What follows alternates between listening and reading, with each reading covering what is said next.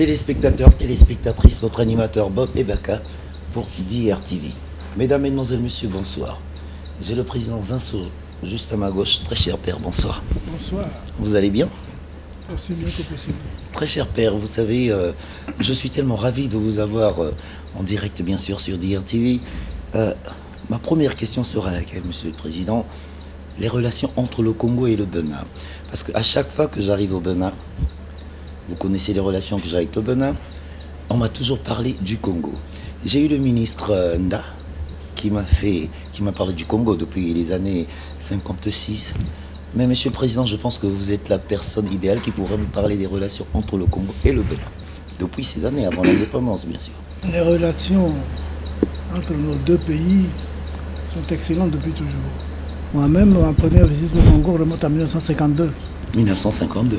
Donc c'était avant-hier. Et le Congo est un pays avec qui nous avons d'excellents rapports parce que je dirais que ça va de soi. Il y a tellement de points de ressemblance, de points communs que l'un chez l'autre se sent chez lui. Donc avec le Congo, tout va très bien. Entre les années 52, 56, 60, avant l'indépendance, je ne parlerai pas de différence, Monsieur le Président. Est-ce que vous avez trouvé qu'il y a eu un changement depuis ces années aujourd'hui? Ah, évidemment, il y en a eu beaucoup. Il y en a eu beaucoup partout. Au Congo, au Gabon, au Bénin, partout. En tant d'années, s'il n'y avait pas de changement, ce serait grave. Non, il y a eu des changements, il y a eu des progrès. Peut-être que, pour parler franc, il n'y en a pas eu assez chez nous les uns et les autres. Je ne parle pas du Congo, là, je parle de nous tous. De toute l'Afrique. Peut-être que, pour être franc, on aurait pu faire mieux et davantage. Mais on n'est quand même pas resté statique sur place. Il y a des progrès énormes. Quand je venais ici à Brazzaville, c'était un village. Aujourd'hui, c'est une grande ville. Cotonou, Libreville, Douala, tout ça, c'était peu de choses. Aujourd'hui, non. Je ne parle pas seulement de l'évolution urbaine, qui est évidente, mais même dans les campagnes, ça a changé. L'habitation, les écoles, les hôpitaux, les dispensaires, il y a quand même... Oui, c'est positif, même si ce n'est pas suffisant. Monsieur le Président, aujourd'hui, le Bénin, moi j'ai eu la chance de découvrir le Bénin en 99. Je repars au Bénin régulièrement. Il y a un changement. Le changement, il est énorme, Monsieur le Président. Enfin, d'après moi, qui suis un tout petit peu de l'extérieur, qui arrive, qu'est-ce que vous pensez du changement aujourd'hui? Au Bénin? Oui. On nous dit, et ça nous fait plaisir, bien entendu, que ça a beaucoup changé. Il y a du vrai là-dedans. Mais nous, Béninois, nous trouvons que ça a changé, qu'il y a du progrès, mais que nous n'avons pas fait suffisamment. Nous n'avons pas fait tout ce que nous pouvions et devions faire. Mais c'est évident que ça a changé, ça a évolué. Il ne faut pas seulement situer le changement dans les villes. C'est important, ce sont nos vitrines. Et c'est là qu'il y a la plus grande concentration de population. Par conséquent, c'est important. Ça témoigne du reste. Mais enfin, le pays, c'est pas Cotonou seulement, Brazzaville seulement, Dakar, c'est le reste. C'est le reste. Et pour le reste aussi, au Bénin, ça a changé, ça a évolué en progrès. Il y a davantage d'écoles, bien que nous sommes encore loin de ce qu'il nous faudrait. Davantage de centres hospitaliers. Encore que nous sommes loin de ce qu'il faudrait. Bon, l'agriculture a fait des progrès. Nous sommes encore très loin de ce qu'il faudrait. Vous savez, le drame de l'Afrique, c'est que tout est à y faire et tout y est urgent. Chaque fois, nous avons l'impression de partir de zéro. Tellement nous sommes en retard, tellement nous avons des besoins. Mais quand même, ça avance. Monsieur le Président, ce que j'ai trouvé formidable au Bénin, effectivement, j'ai vu que nous avons aujourd'hui des Béninois. J'ai retrouvé une population formidable, parce que j'ai vécu la campagne, j'ai vécu, tout le monde croyait au changement, le changement est arrivé. Aujourd'hui, je me rends compte qu'une partie de la population est mécontente.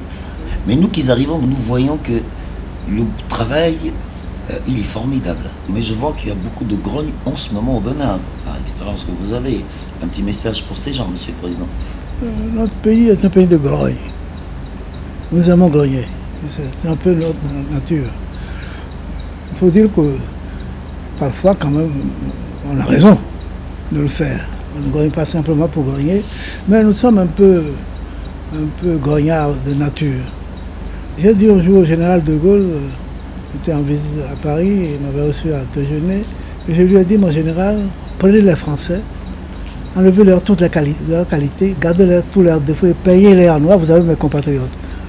Il a levé les bras au ciel, mais ce n'était pas qu'une boutade, c'est un peu vrai. Et chaque fois, nous, les hommes politiques, nous promettons la lune, n'est-ce pas? Si je suis élu, il y aura ci, il y aura ça. Bon, parfois, on le dit parce qu'on pense qu'on le fera, parfois on le dit par démagogie. Mais de toute façon, il n'y a aucun homme politique au monde qui, après son élection, fait tout ce qu'il avait promis. Parce que, surtout dans nos pays où tout est à faire, justement, et qu'on promet tout. Par conséquent, de ce qu'on a au départ comme espérance, et de ce qui se trouve au jour le jour, parfois il y a un hiatus, il y a des choses qui manquent. Alors, les peuples qui ont besoin de tout sont impatients. Qu'est-ce que vous voulez? Dans les pays occidentaux, évolués, pourvus, riches, ils sont impatients, à fortiori nous, où tout est à faire. Donc, il faut les comprendre la population. Elle est toujours impatiente parce qu'on est toujours loin de ce qu'elle souhaite et souvent loin des promesses qu'on lui a faites. Monsieur le Président, moi je sais que vous êtes un homme de culture. Aujourd'hui, les Bantous de la capitale ont fêté leur 50e anniversaire il y a la semaine dernière à l'Olympia. Qu'est-ce que vous pouvez me dire sur... Je ne suis pas très versé en la matière. Ma culture musicale est très médiocre, très pauvre. Comme tout Africain, j'aime l'harmonie, le rythme, la danse. Je frémis moi aussi lorsqu'on entend de la belle musique. Mais enfin, vous savez, d'abord, c'est l'essentiel de cette zone. Hein? Merci, Monsieur le Président. C'est l'essentiel de cette zone. Et mon ami Senghor, le président Senghor, faisait très bien la distinction entre les Bantous et les Soudaniens et les qualités des uns et des autres, et aussi quelques défauts des uns et des autres. Nous sommes en pays, nous sommes en zone bantou, et nous sommes en culture bantou, en civilisation bantou, mais estimable, et par conséquent, on ne peut que s'en féliciter. Monsieur le Président, pour terminer, nous avons droit vers une élection présidentielle dans 2 mois. Quel message vous pouvez transmettre au peuple congolais et surtout à toute la jeunesse congolaise qui vous suit aujourd'hui? Vous savez, je suis un ami du président Sassou Nguesso. Je le déclare, c'est clair, c'est net, le contraire serait stupide et personne ne le croirait. Ceci dit, ce n'est pas moi qui choisis, c'est le peuple congolais. Le peuple congolais a assez de discernement, assez de bon sens, assez de jugeote pour savoir ce qu'il lui faut et qui il faut à sa tête. Sur le plan privé, personnel, s'il n'y avait que moi et mon avis personnel, personne ne doute de qui je choisirais. Mais il n'est pas bien séant non plus que je vienne ici faire la leçon aux Congolais, n'est-ce pas? Je crois que moi j'ai confiance en leur bon sens, en leur patriotisme, en leur lucidité. Je suis convaincu qu'ils feront le bon choix. Monsieur le Président, pour le mot de la fin, qu'est-ce que vous pouvez dire? Eh bien, je souhaite d'abord des élections paisibles, démocratiques, acceptées, reconnues de tout le monde. Je souhaite des progrès, beaucoup de progrès parce que nous en avons besoin. Je souhaite le bonheur au peuple congolais parce que chaque fois qu'un peuple en Afrique est heureux, nous le sommes tous. De même que lorsqu'il y en a un de malheureux, nous le sommes tous. Par conséquent, le bonheur des uns fait le bonheur des autres et je souhaite qu'il y en ait beaucoup. Merci, Monsieur le Président. Téléspectateurs, téléspectatrices, c'était le Président Zinsou. Merci, Monsieur le Président. Merci.